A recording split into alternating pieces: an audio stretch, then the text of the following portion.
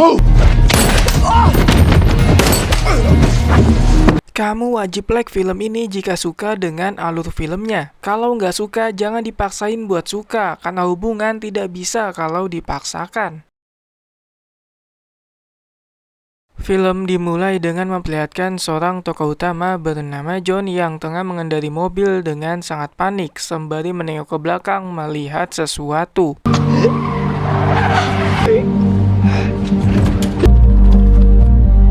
Beberapa tahun yang lalu, John bersama istrinya bernama Lara tengah double date bersama rekan mereka bernama Mike dan Angel. Awalnya mereka terlihat sangat senang menikmati makan malam, namun suasana itu langsung berubah ketika Angel menyinggung soal pekerjaan Lara yang sedang ribut dengan atasannya. Tentu Lara tidak terima lalu melakukan serangan balasan dengan menyinggung balik bahwa Angel adalah wanita manja karena berdiam diri di rumah, di mana hal tersebut membuat suasana semakin mencekam, sampai-sampai John berusaha mencarikan suasana dengan ngejokes. Namun upaya tersebut sia-sia hingga akhirnya John memutuskan mengakhiri makan malam mereka sebelum ada gelas dan piring yang pecah akibat dari pertengkaran ras terkuat di bumi. Women should work under men, men under women. Didn't say anything of the sort. Don't. I'd rather work under him too. No, I would have a problem with your little section. You know what your problem is? Di sepanjang perjalanan menuju mobil, John dan Lara terus membual karena mereka tidak suka dengan perkataan Angel sebelumnya. Demi menenangkan suasana hati yang sedang dongkol, mereka akhirnya melakukan aselole di dalam mobil. Namun tidak hanya di dalam mobil, mereka juga melakukannya di rumah ketika ART telah pulang. Went to her office party, you idiot. I understand your point of view. I really do. Things in your face. Keesokan paginya, sebelum berangkat kerja, Lara menyiapkan segala hal yang dibutuhkan buat John dan anak mereka bernama Luke. Bisa dibilang mereka adalah keluarga harmonis karena Lara seringkali bercandain John yang ternyata bekerja sebagai guru SMA. Dan John tidak pernah sedikit pun baper karena dia sering membalasnya dengan candaan juga. Namun ada satu momen yang membuat keharmonisan keluarga mereka terganggu, yaitu ketika Lara pergi ke kamar mandi karena tidak sengaja melihat bercak merah di jaketnya yang ternyata adalah noda darah. Bersamaan dengan hal itu, tiba-tiba saja datang pihak kepolisian yang langsung meringkus Lara dengan tuduhan telah membunuh atasannya sendiri di tempat kerja. Di mana hal tersebut membuat Jack tidak percaya dan sempat berselisih paham dengan pihak aparat. Sedangkan Luke hanya bisa menangis karena berada di situasi yang menegangkan. Pittsburgh police, this is an arrest warrant. Hey, stay where you are. This is my house. What are you doing? Arrest him! Semenjak Lara masuk ke dalam penjara, Luke kecil tidak pernah sekalipun tidur sendiri karena merasa kesepian, sehingga harus ditemani oleh sang ayah meskipun John terus mengajari buat hidup mandiri sejak dini. Namun Luke selalu memiliki cara supaya sang ayah mau menemaninya. The same old trick. No sleep. Beberapa tahun telah berlalu, Luke tumbuh sebagai anak pendiam yang tidak terlalu suka bermain dan hanya berbicara kepada orang-orang tertentu saja. Semua itu lantaran sang ibu yaitu Lara yang mendekam di penjara, di mana Lara seringkali diejek yang membuat Luke tidak terima lalu mengajak teman-temannya di sekolah. Namun John sebagai ayah tidak mempermasalahkannya dan cenderung setuju dengan tindakan sang anak. Sam's your friend, right? Did he say something mean? Why'd you hit him? Sepulang sekolah, John mengajak Luke untuk menjenguk sang ibu yaitu Lara. Baru saja melewati alat pendeteksi logam, Luke dihentikan karena mesin itu berbunyi yang menandakan bahwa dia membawa sesuatu yang ternyata adalah mainan mobil-mobilan, sehingga harus disita oleh pihak kepolisian, di mana John langsung menenangkan bahwa mereka akan mengambil mainan tersebut pada saat pulang. Don't worry about the car. Get it back later, okay? Singkat cerita, mereka sudah sampai di ruang tunggu pengunjung dan tak lama Lara datang dari ruang tahanan. Di sana John langsung memeluknya sebagai bentuk melepas rindu meskipun belum lama bertemu. Sedangkan Luke tengah asik sendiri membangun istana dari semacam mainan Lego. Melihat hal tersebut, Lara mencoba join ke permainan dengan harapan sang anak akan senang. Namun realitanya berbeda karena Luke hanya terdiam tidak menunjukkan gestur bahagia karena mungkin terlalu fokus dalam bermain. Hi, honey. Is Daddy reading you my letters? You smell so good. For a castle? Kemudian Lara mempertanyakan soal kondisi rumah saat ini pasca dirinya di penjara. John menjawab bahwa semuanya baik-baik saja sehingga tidak perlu ada yang dikhawatirkan. Namun Lara tahu bahwa sang suami sedang berbohong karena sampai saat ini masih menyewa detektif yang pastinya tidak murah demi mencari siapa dalang pembunuhan sebenarnya. How's your first day? Excellent. Well, it's only been a couple of years. Yeah, and I just decided not to. She was there. She couldn't have just disappeared. Oh, you just lie. Sifat pendiam Luke bukan hanya kepada sang ibu saja, yaitu Lara, melainkan kepada teman perempuannya bernama Carrie. Carrie berupaya mengajaknya bermain beberapa kali, namun Luke tetap cuek, tidak bergeming sedikit pun. Melihat hal tersebut, John memutuskan untuk mengajaknya pulang. Let's go, Yardape. Time to go, Carrie. Di rumah, setelah mengurus Luke, John membuka file-file BAP dari kepolisian demi menganalisis siapakah dalang dari pembunuhan bosnya Lara. Kemudian kita diperlihatkan scene flashback ketika Lara tidak sengaja ditabrak oleh perempuan yang sedang sangat tergesa-gesa persis di depan parkiran mobil. Kemungkinan besar yang membunuh bosnya Lara adalah wanita tersebut sebab bosnya Lara dibunuh di basement parkiran mobil ketika Lara baru datang. Alasan Lara menjadi tersangka karena sebelum memasuki mobil, dia memindahkan tabung pemadam kebakaran yang berada tepat di depan mobilnya. Yang ternyata tabung itu adalah alat yang digunakan si pelaku untuk membunuh bosnya Lara. Jadi bisa dibilang Lara adalah korban yang kebetulan pada saat itu tidak mengetahui bahwa mayat sang bos berada tepat di samping mobilnya.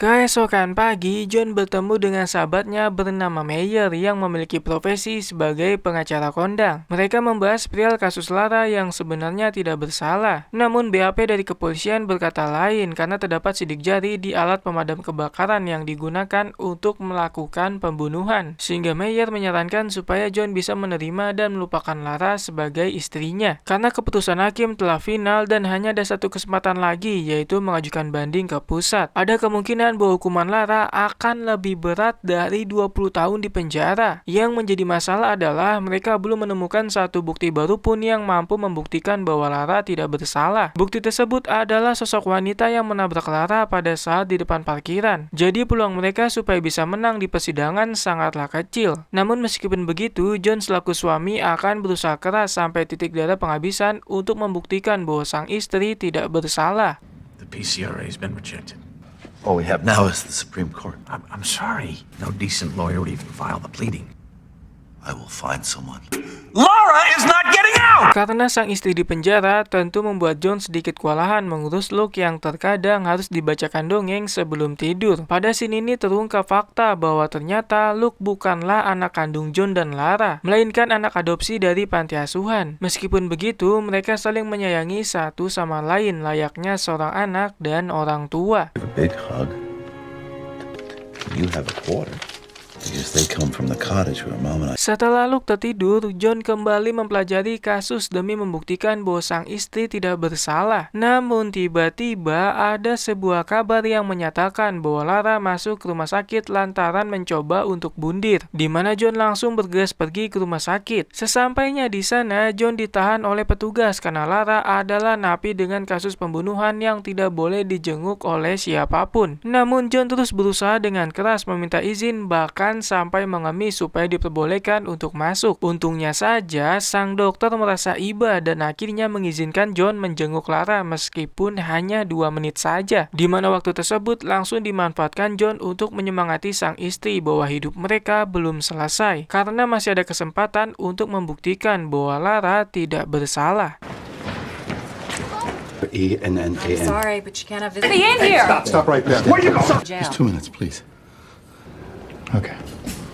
Untuk membuktikan bahwa sang istri tidak bersalah akan membutuhkan banyak waktu, sehingga John memutuskan mengambil jalan lebih cepat yang pastinya akan melanggar hukum, yaitu merencanakan kabur dari penjara. Mula-mula dia mencari sebuah buku yang membahas tentang tutorial cara keluar dari penjara yang ditulis oleh seorang pria bernama Damon. Kemudian John janjian bertemu dengannya di sebuah warung kopi. Di sana Damon memberitahu hal-hal penting yang harus dipersiapkan seperti paspor, tanda pengenal baru, dan juga uang yang sangat banyak, minimal bisa bertahan selama 7 tahun. Selain itu, ada beberapa hal yang harus dihindari seperti stasiun kereta dan terminal bus karena pihak kepolisian akan memblokir tempat itu hanya dalam waktu 10 menit setelah menyadari ada napi yang kabur. Satu-satunya jalan adalah dengan melewati tol luar kota dan kabur ke daerah terpencil yang tidak mungkin dikunjungi oleh turis dari Amerika. Terlepas dari semua itu, John harus siap dengan segala situasi yang akan terjadi. Misalnya meninggalkan orang terdekat, bahkan sampai membunuh siapapun itu yang akan menghalangi jalannya. Setelah semua wejangan diberikan, terungkap bahwa Damon adalah mantan napi yang berhasil kabur dari 7 penjara berbeda, baik itu penjara yang ada di daerah maupun di kota. Jadi sudah jelas bahwa wejangan yang diberikan olehnya adalah hasil pengalaman pribadi secara nyata. Oleh sebab itu, dia langsung mengambil semua uang yang ada di dalam dompet John sebagai bentuk bayaran mahal atas semua informasi yang sangat penting. Within 35 minutes,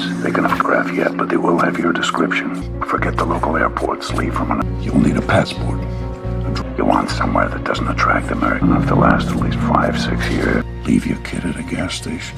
And if you can't, don't start. 3 bulan berlalu, semua rencana untuk kabur dari penjara sedang dipersiapkan matang-matang karena resikonya akan sangat besar jikalau gagal, di mana John memperhatikan segala aktivitas yang dilakukan oleh para sipir. Tidak hanya itu, dia juga memperhatikan setiap struktur bangunan demi mencari celah yang bisa dilewati, bahkan sampai harus menyewa helikopter untuk memantau dari udara. Semuanya dilakukan dengan sangat terperinci dan hati-hati. John juga sudah survei melalui internet daerah-daerah yang akan menjadi tempat pelariannya, dimulai dari biaya tempat tinggal hingga kepada biaya hidup sehari-hari selama 7 tahun lamanya. Namun yang jadi kendalanya adalah mencari orang yang bisa membuatkan identitas baru yang bisa dipakai tapi harus lewat jalur ilegal. Masalahnya banyak sekali oknum dalam bisnis tersebut sehingga John harus sangat berhati-hati. Left, the Allegheny County Jail. Mall as a necessary turn of the Money.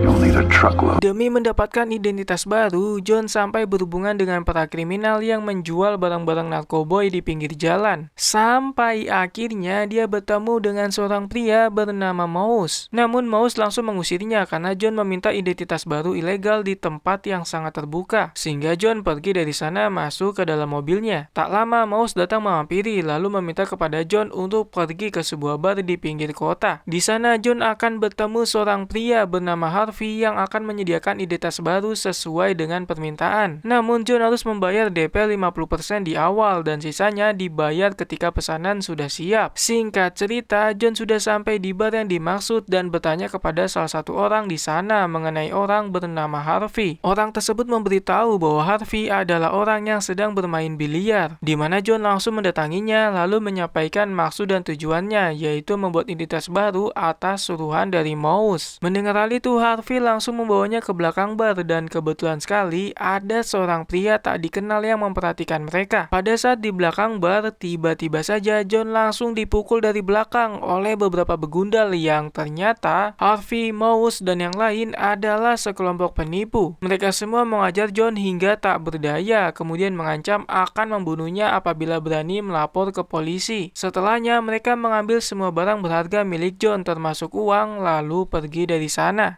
I need some passports. Axel Hoff. Oh, he did he? What do you... A real social security. Okay.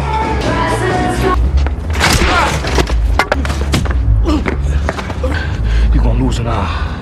Pada malam berikutnya, John masih berusaha mencari orang yang bisa membuatkan identitas baru ilegal dengan bertanya-tanya ke orang-orang jalanan. Namun tidak ada satupun dari mereka yang bisa melakukannya. Sampai akhirnya ada 2 orang motor yang mengikuti John dan secara diam-diam. Pada saat di rumah, tiba-tiba saja datang tamu tak dikenal yang ternyata adalah orang yang melihat John dan Harvey di bar. Orang itu juga yang baru saja mengikuti diam-diam. Dia bernama Jay yang ternyata mengetahui apa yang sedang dicari oleh John. Jay menjelaskan bahwa dirinya bisa menyiapkan identitas baru yang diinginkan oleh John, tapi dengan harga $3.700, $1.000 di awal dan sisanya ketika barang sudah jadi. Awalnya John tidak mau karena harganya yang terlalu mahal. Namun karena Jay adalah orang yang meyakinkan, John akhirnya setuju dengan harga tersebut. Akan tetapi transaksi yang mereka lakukan nanti jangan di rumah, melainkan di sebuah kedai es teh Mamang Asep yang berada di dekat jembatan layang.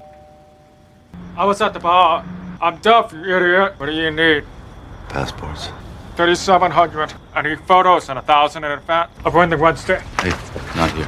Fucking lot of dots. Setelah masalah identitas selesai, John membeli sebuah pistol buat jaga-jaga sekaligus buat melancarkan aksinya nanti. Lalu siangnya dia janjian bertemu dengan Jay di tempat yang sudah mereka sepakati sebelumnya. Namun di sana Jay belum datang sehingga harus menunggunya terlebih dahulu. Di saat menunggu ada seorang pengendara mobil yang memperhatikan John dari jauh. Namun ketika orang itu telah pergi, tiba-tiba saja datang Jay yang terlihat marah. Karena ternyata alasannya datang telat adalah karena ada polisi pengintai. Rupa-rupanya orang yang baru saja memperhatikan John adalah seorang polisi. Kemudian Jay meminta uang sisanya yaitu $2.700 lalu memberikan identitas baru yang diinginkan oleh John setelahnya pergi dari sana. Luke's not feeling too well, so I'm... You notice that guy was a cop? Just give me the money. You want this too much. Masalah identitas selesai, John menonton sebuah tutorial membuat kunci duplikat yang katanya bisa membuka pintu manapun. Step by step dia pelajarin dengan seksama sampai akhirnya berhasil menciptakan satu kunci yang kemungkinan bisa membuka pintu yang ada di penjara. Keesokannya John dengan sangat nekat mencoba membuka salah satu pintu menggunakan kunci buatannya dengan sangat hati-hati tanpa sepengetahuan dari para petugas. Namun sialnya upaya tersebut gagal lantaran kunci yang malah patah di gagang pintu yang membuat suasana menjadi sangat mencekam. It's called a bump key. Fits into my front door, but take a metal file and go through.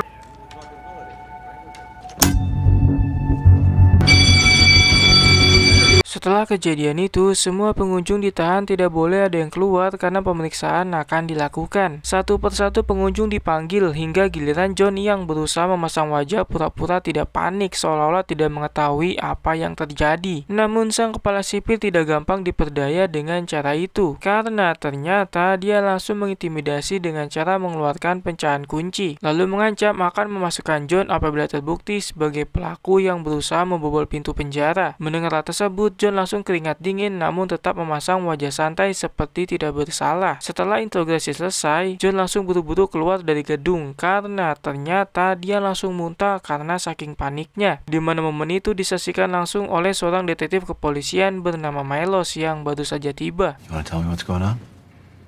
You know what a bump key is? If both their parents end up in prison.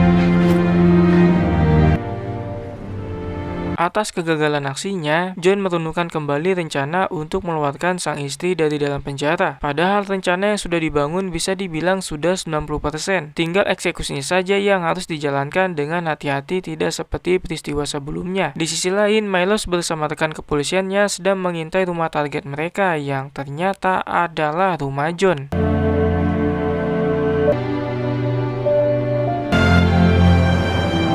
We arrested his wife, and now we're gonna... Pada saat John tengah menemani anaknya di taman bermain, ada seorang wanita cantik bernama Lisa mengajak berkenalan. Lisa adalah ibu dari seorang anak bernama Carrie, teman dari Luke di sekolah. Lisa menjelaskan bahwa anaknya pernah menceritakan tentang Luke sebagai teman yang baik. Oleh sebab itu, dia mengajak John dan Luke untuk makan siang bersama. Namun pada saat di perjalanan menuju restoran, Lisa bertanya perihal istri John yang tidak pernah kelihatan sama sekali, baik itu mengantar Luke ataupun menjemput Luke di sekolah. Lalu John menjawab bahwa dirinya dengan sang istri sedang berpisah karena suatu hal. Bukan bercerai, melainkan sang istri sedang dipenjara karena kasus pembunuhan yang sebenarnya tidak dilakukannya. Mendengar hal itu, Lisanya turut prihatin atas masalah yang sedang dihadapi oleh mereka. Carrie, come on, let's go. We're kind of... Busy. Come on, Luke. I guess that's why I see you so much. I guess it's all about priorities, isn't it? She's in prison. Setelah pertimbangan cukup mendalam, John memutuskan melanjutkan misi untuk membebaskan Lara dari dalam penjara secara paksa. Kali ini dia berencana melakukannya dengan cara mensabotase mobil ambulans yang biasa membawa pasien-pasien napi. Mula-mula John mengikuti mobil ambulans tersebut sampai ke rumah sakit. Ketika si petugas keluar dari dalam mobil masuk ke dalam hospital, John menghitung berapa lama yang dibutuhkan oleh si petugas untuk kembali ke mobilnya, yang ternyata membutuhkan waktu selama 1 menit 48 detik. Waktu yang sebenarnya sangat singkat apabila John nekat melakukannya.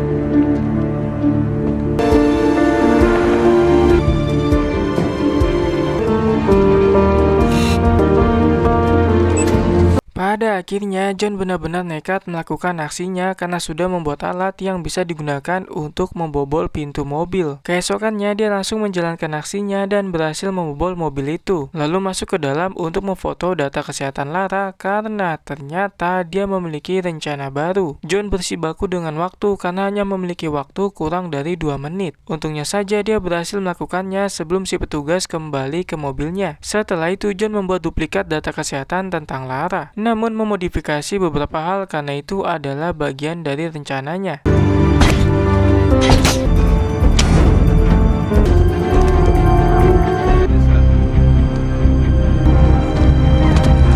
Keesokannya, John menjenguk Lara di penjara. Namun pertemuannya kali ini sangatlah mencengangkan karena ternyata Lara akan dipindahkan dalam waktu 3 hari lagi ke penjara lain. Di mana hal itu membuat John pusing 7 keliling karena rencana yang selama ini sudah dibuat matang-matang akan berantakan. Namun dia tidak menyerah dan berupaya membuat rencana baru dalam waktu yang sesingkat-singkatnya. Rencana baru ini membutuhkan dana yang sangat besar sehingga John berniat merampok sebuah bank demi mendapatkan pasokan dana. Akan tetapi niatnya tidak jadi karena belum memiliki nyali sebesar itu, dan dia memutuskan buat mencari alternatif lain untuk mendapatkan uang. Namun ketika akan pergi dari sana, John hampir saja menabrak seorang ibu dan anak yang sedang berjalan di belakang mobilnya.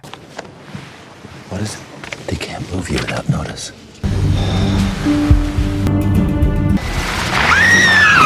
What are you doing? You almost killed us! Kemudian John kembali menjenguk istrinya di penjara untuk memberitahu bahwa dirinya telah meminta bantuan kepada Meyer, sang pengacara kondang, buat tidak memindahkan Lara ke penjara lain dengan alasan bahwa anak mereka yaitu Luke tidak bisa jauh-jauh dari sang ibu. Namun anehnya Lara tidak peduli sedikit pun karena sudah pasrah jika memang harus dipindahkan. Di sini ada yang aneh dengan Lara karena dia meminta kepada John untuk memulai hidup baru tanpa dirinya yang pasti akan dipenjara seumur hidup. Kemudian Lara tiba-tiba saja mengaku bahwa dirinya adalah pelaku pembunuhan sang bos. Mendengar hal tersebut, John nampak kaget dan tidak percaya atas apa yang disampaikan oleh istrinya. Usut punya usut, alasan Lara pura-pura mengaku karena ternyata telah bertemu dengan ayahnya John yang ingin hidup anaknya bahagia, tidak terbebani dengan masalah ini. Look into not having you moved. The hardship on us that Luke was already having problems. Father's right. You really don't live in the same world. It seems like there's some happily ever. Oh, now you're gonna sit here all long-faced. You know, you never even asked me if I did it. Namun tak lama, John kembali ke penjara untuk menjelaskan bahwa dirinya tidak percaya dengan apa yang dikatakan oleh Lara sebelumnya, karena dia sangat yakin bahwa Lara adalah orang baik yang tidak akan tega membunuh orang lain dengan alasan apapun. Mendengar hal itu, Lara hanya terdiam sembari menangis. What? Shut up. I don't believe you did it.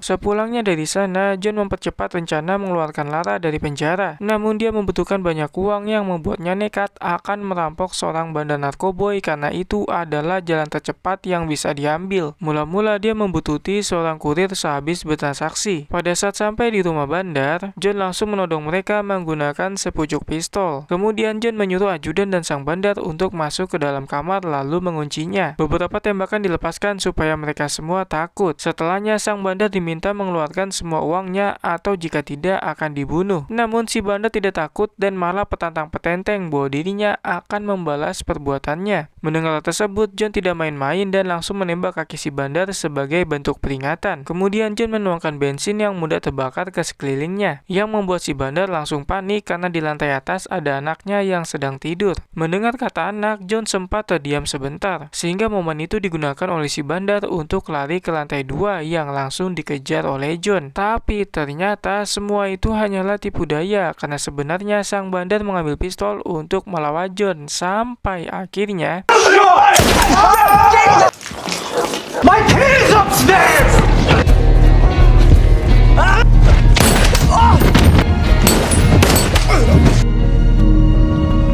terjadi baku tembak sangat sengit yang dimenangkan oleh John karena berhasil menembak sang bandar tepat di bagian vital sampai meninggoy. Namun peristiwa itu mengakibatkan satu kurir narkoboy terkena tembakan oleh bosnya sendiri. Pada saat John akan pergi membawa semua uang hasil rampasan, tiba-tiba saja si kurir meminta belas kasihan supaya dirinya dibawa ke rumah sakit karena belum siap untuk mati. Mendengar hal tersebut, John terenyuh hingga memutuskan membantu si kurir sebelum rumah si bandar terbakar. Disinilah scene awal film di mana John berusaha menyelamatkan menyelamatkan si kurir dengan akan menolongnya. Namun sayangnya upayanya gagal lantaran si kurir keburu dipanggil oleh sang ilahi. Kemudian John meninggalkan jasadnya di sebuah bangku pinggir jalan dengan rasa bersalah. Please!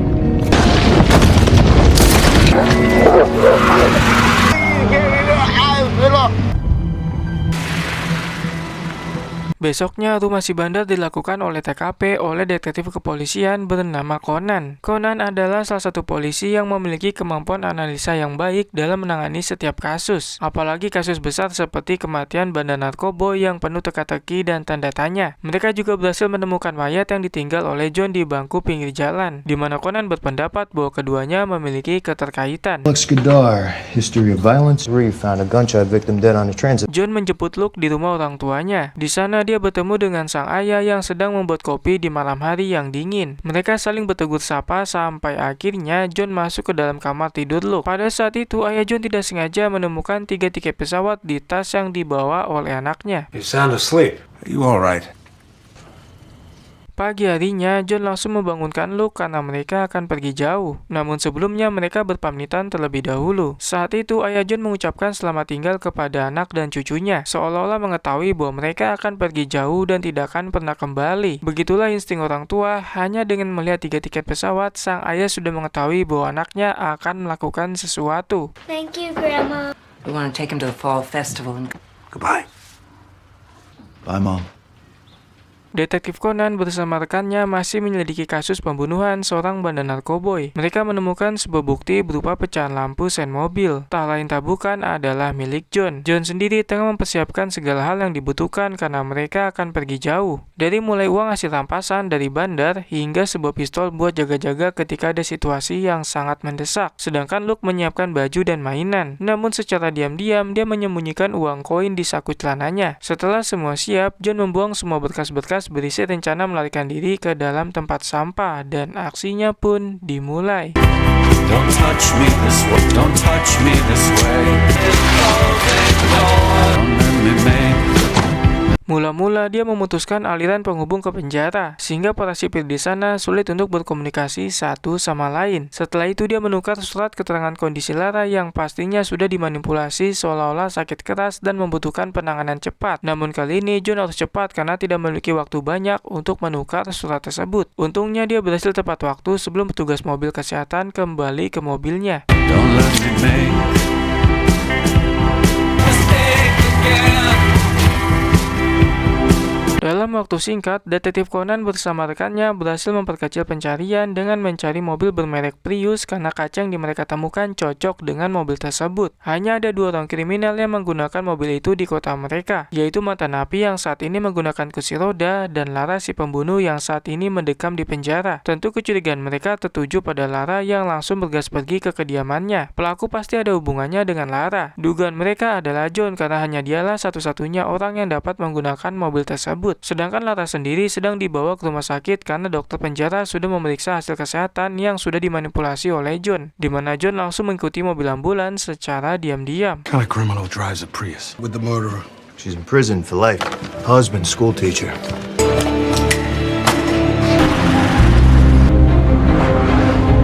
Di sisi lain, detektif Conan sudah sampai di rumah John lalu nekat masuk ke dalam karena terlihat sangat sepi. Di dalam tidak ada siapapun dan tidak ada barang apapun karena rumahnya sudah benar-benar kosong, yang membuatnya semakin yakin bahwa pelaku pembunuhan bandar narkoboy adalah John. Tak lama dia mendapatkan kabar bahwa Lara, istri dari John, sedang dipindahkan ke rumah sakit. Sebagai seorang detektif, Conan menyadari ada suatu hal yang direncanakan oleh John sehingga dia langsung menyuruhkannya buat menghubungi polisi yang mengawal Lara buat ekstra hati-hati. Namun itu semua terlambat karena John sudah berada di rumah sakit dan sedang menodong polisi penjaga menggunakan pistol. Akan tetapi ada satu polisi yang berusaha melawan sehingga John langsung menghajarnya. Kemudian John menyuruh perawat untuk mengikat polisi penjaga dengan kabel tis. Setelahnya dia langsung membawa Lara pergi dari sana. Awalnya Lara menolak karena tidak menyangka dengan tindakan nekat John yang membuat mereka bisa saja terbunuh. Lara tidak mengetahui apapun perihal rencana John yang berniat membawanya kabur. Namun akhirnya dia mengikuti rencana sang suami karena anak mereka yaitu Luke akan hidup sebatang kara jikalau rencana kabur tidak diteruskan. Jika rencana itu dibatalkan, maka John akan dipenjara, sedangkan Lara akan mendapatkan masa hukuman yang jauh lebih berat. Have him call the escort vehicle. Yeah, we're good. Hands where I can see him. are you doing this? Because we have no other. Son of a bitch. Kemudian mereka berupaya melarikan diri dari sana dengan mengenakan pakaian dokter supaya tidak dicurigai oleh petugas rumah sakit maupun kepolisian. Apesnya ada salah satu perawat Lara yang melihat dan langsung berteriak memanggil security, yang membuat John langsung bergegas dengan memasuki sebuah lift sembari mengeluarkan pistol buat jaga-jaga. Di salah satu lantai mereka bertemu dengan Conan bersama rekannya yang pada saat itu baru datang, di mana John langsung menodong mereka lalu turun kembali menggunakan lift. Sedangkan Conan menyuruh semua pasukannya untuk berjaga di setiap pintu lift. Saat sampai di lantai basement parkiran, John dan Lara melepaskan pakaian dokternya lalu membuangnya di luar dengan harapan bahwa Conan akan mengira bahwa mereka keluar dari lantai tersebut. Dan ternyata cara itu berhasil mengelabui Conan yang notabene adalah detektif kepolisian yang hebat. Conan langsung mencari mereka di basement namun tidak ada siapapun. Tak lama dia menyadari bahwa John telah mengelabuinya.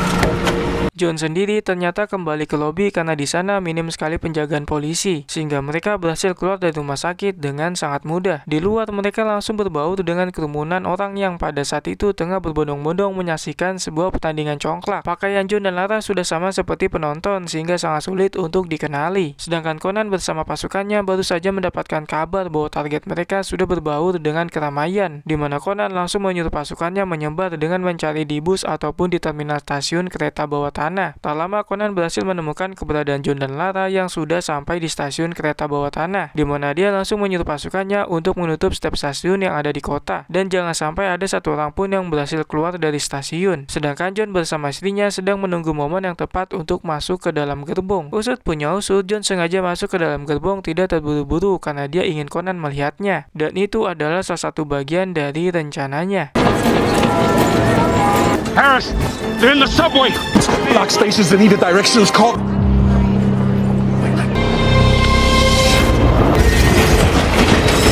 Di saat yang sama, pihak kepolisian sudah menempatkan beberapa personil di setiap stasiun yang ada, sedangkan Conan mengikuti jalur kereta dengan berlari sangat kencang. Di dalam kereta sendiri, John mendapatkan bantuan dari temannya. Kemudian dia menghentikan kereta dengan mengeremnya hingga berhenti tepat sebelum keluar dari terowongan, di mana mereka langsung keluar lalu berlari menuju parkiran, karena ternyata John sudah menyiapkan mobil untuk mereka kabur. Beberapa menit kemudian, Conan datang ke tempat mereka berhenti, di mana dia menemukan sebuah pagar kawat yang sudah bolong. Dia menyadari bahwa ini semua adalah rencana John yang telah disusun matang-matang, sehingga dia langsung menyuruhkannya untuk mencari dan mengamankan anak John. Sedangkan John bersama Lara sudah berhasil melewati jembatan sebelum diblokade oleh aparat kepolisian.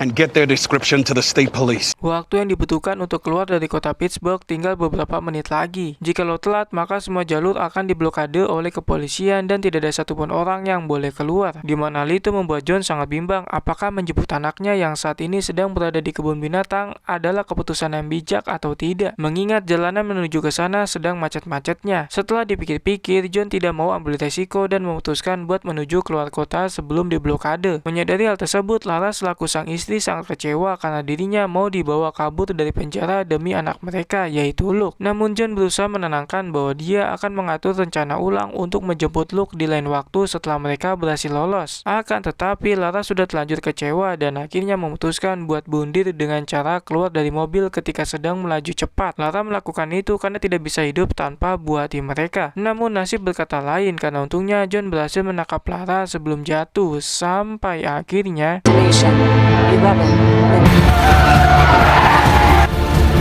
They'll look at.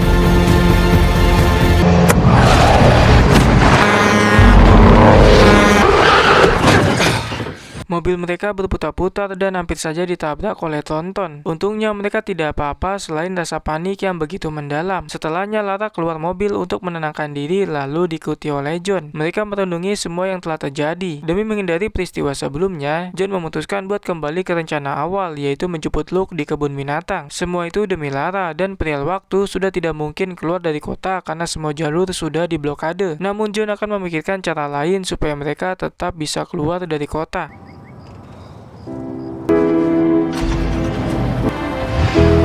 Sesampainya di kebun binatang, John langsung menjemput Luke yang pada saat itu sedang merayakan ulang tahun temannya. Dia juga mengucapkan terima kasih kepada Lisa karena telah menjaga anaknya lalu pamit pergi dari sana. Di luar, Lara terlihat sangat bahagia melihat Luke karena sudah lama tidak berjumpa. Di sepanjang perjalanan, John mendengar sebuah radio bahwa semua akses jalan telah dijaga oleh pihak kepolisian. Tentu hal tersebut membuatnya bingung harus bagaimana. Namun akhirnya dia memutuskan buat pergi ke stasiun kereta. Di sana dia langsung menemui dua orang pasangan suami istri yang sudah lansia untuk memberikan tumpangan kepada mereka. Di sisi lain, Conan mendapatkan teguran dari atasannya karena telah memblokade semua jalan yang mengakibatkan kemacetan panjang, sehingga dia menyuruh bawahannya untuk menghentikan mobil yang di dalamnya ada pasangan suami istri dan satu orang anak. Disinilah letak kecerdasan John, karena dia telah memprediksi hal ini. Dengan memberikan tumpangan kepada lansia, maka mobilnya tidak akan diberhentikan oleh polisi, dan akhirnya mereka bisa keluar dari kota Pittsburgh tanpa ketahuan oleh siapapun. With a couple and a child. You sure $20 is enough?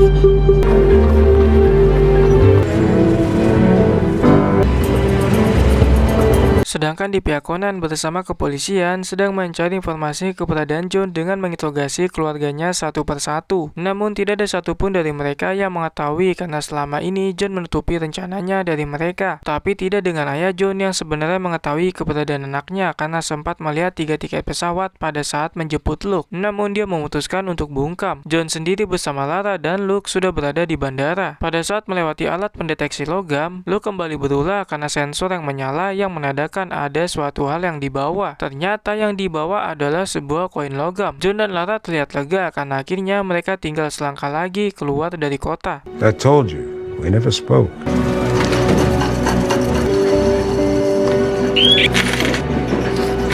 Di pos keamanan terakhir, semua identitas John, Lara, dan Luke diperiksa oleh seorang penjaga. John terlihat sangat tegang karena penjaga juga mencocokkannya dengan foto orang-orang DPO atau daftar pencarian orang oleh polisi. Untungnya si penjaga merasa aman lalu membiarkan John bersama keluarganya lewat menuju pesawat. Beberapa detik kemudian si penjaga berganti shift oleh temannya. Di saat itulah foto John dan Lara terpampang jelas di layar komputer sebagai buronan yang baru saja melarikan diri.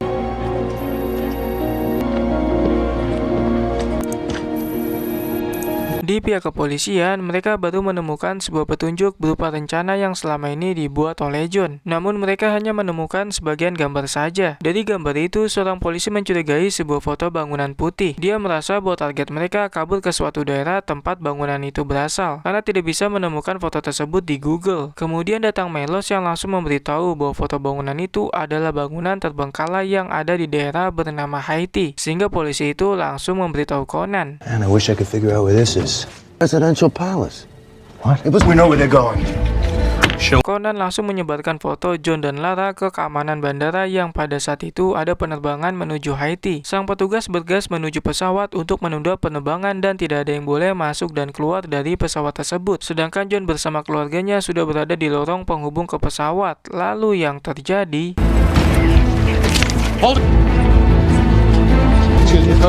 No one else on. There's no one by the description on this flight. Petugas keamanan memberitahu Conan bahwa di pesawat mereka tidak ada orang yang memiliki ciri-ciri seperti John dan Lara, dan pesawat mereka adalah pesawat terakhir yang akan berangkat menuju Haiti di hari itu. Sedangkan John bersama keluarganya sudah berada di dalam pesawat, tapi ternyata mereka tidak menuju ke Haiti, melainkan ke sebuah daerah di negara Venezuela bernama Caracas. Usut punya usut, John berhasil mengelabui kepolisian dengan membuang potongan kertas rencananya di tong sampah depan rumah, di mana potongan tersebut sudah dimanipulasi sehingga membuat pihak polisi bingung dan akhirnya salah membuat keputusan. Semua itu sudah direncanakan matang-matang olehnya. Di sisi lain, Conan nampak tak percaya bahwa ada seorang guru SMA yaitu John yang berhasil mengelabui pihak kepolisian.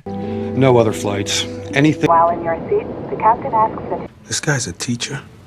Di akhir film, John bersama sang istri yaitu Lara bisa berkumpul kembali dengan anak mereka yaitu Luke. Mereka hidup bahagia di Venezuela meskipun masih dalam pelarian. Sedangkan di pihak kepolisian, Miles masih berusaha mencari tahu alasan kuat John sangat yakin bahwa istrinya yaitu Lara tidak bersalah, sehingga dia nekat membawa lari sang istri dengan konsekuensi menjadi buronan. Demi menjawab rasa penasarannya, Miles sampai olah TKP ulang parkiran tempat di mana pembunuhan terjadi. Dia ingat bahwa di BAP Lara mengatakan bahwa dia mendengar suara kancing baju maju ketika tabrakan dengan si pelaku pembunuhan yang sebenarnya. Di sana Miles berusaha mencari kancing tersebut hingga membuka gorong-gorong, namun dia tidak menemukan apa-apa. Tapi ketika dia menutupnya, tanpa disadari olehnya bahwa kancing yang dicari ternyata menyangkut di sela-sela besi, dan film pun selesai.